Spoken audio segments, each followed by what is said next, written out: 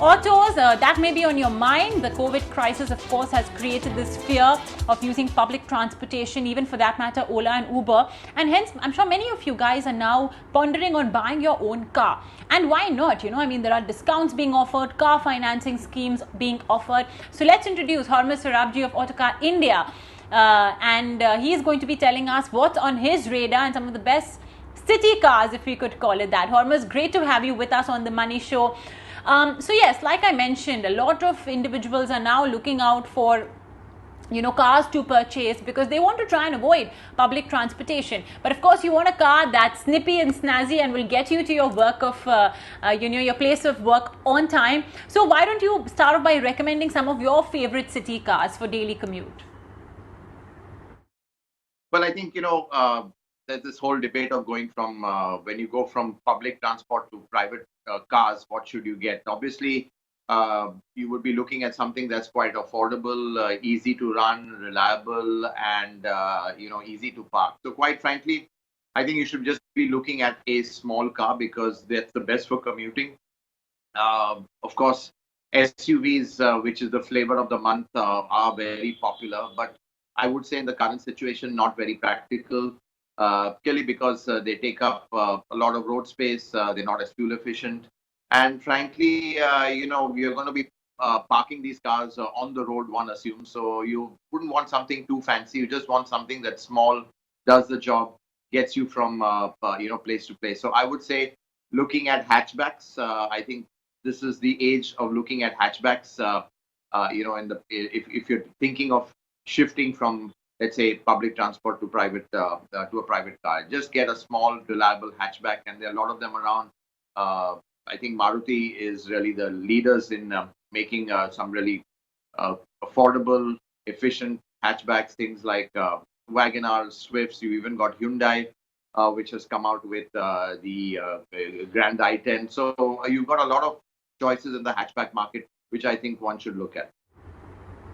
All right. Well, Hormazd, interestingly, Carmakers as well do want to push their cars. They've been giving out all these kinds of discounts and offers. So what's catching your eye there? Well, there are discounts, of course, that's there, but I mean, it's not to a crazy level because clearly there's not enough supply of these cars in the market. I think what people, the thing is that it depends really on what is the launches. If there's a new launch, there's not going to be too much of a discount on that. If there are cars which are been in the market for a while, there could be some discount on that. I think the discount for the window for discounts has been missed purely because there was a huge amount of discounting on BS4 stock. That's now practically gone, and the new BS6 vehicles which have just come out, there's very little discounting on that. So for discounts, yes, there are right now, but I would say wait till the festive season. The discounts should get even better.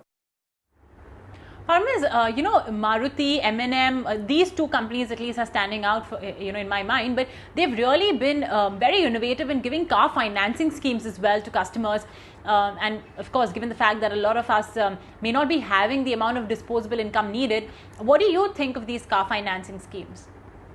Yeah, absolutely. I mean, it just kind of eases, liquidity issues. But to be honest, till at the end of the day, it's still a cost, and I think people are going to just ask and question themselves: do I really want to have the cost of a monthly EMI? I'm not too even sure about my job going forward. So I think these are the big issues which the consumers are facing.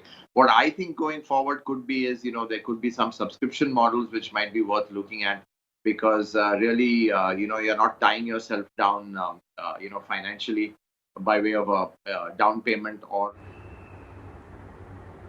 All right, and Hormazd, any new launches that you're watching out for? Because COVID has definitely not stopped cars from doling out new models or even for that matter uplifts. Well, yeah, the new launches have to go on. I mean, the way the car business works, there's a product life cycle, there's a product program. You can't delay it beyond a point. A lot of models have been delayed already because of the pandemic and because of the lockdowns. Clearly, because logistically it's a challenge. Some people have just gone ahead and launched their models digitally and put them into the market rather than wait, because again, the sooner you put it into the market, even if the sales are not great, at least it's in the market and there's a choice for customers to have if they want to pick that up. So I think the new model launches will happen because a lot of these have been planned a year, 2 years back, and as part of a product life cycle in terms of a timetable, they have to stick to that. So I think that's something that could excite the market, but again, it's really depends on the sentiment going forward. It's very uncertain right now, and I think my advice would be, just to kind of shop around and just wait if there are deals in the market. Just keep an eye on them. I think they should increase when production ramps up more. There's more supply of cars in the market, which might be exceed demand. That's when the discounts will start kicking in.